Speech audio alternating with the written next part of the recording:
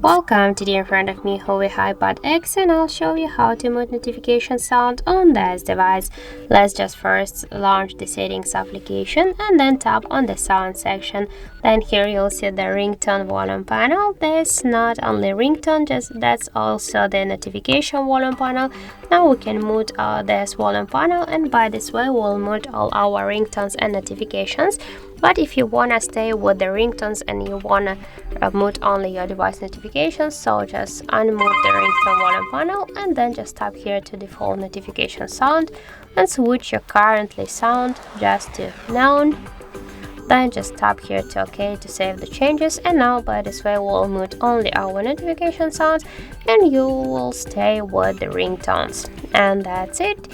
So thank you for watching, and if you find this video helpful, don't forget to leave a like, comment and to subscribe to our channel.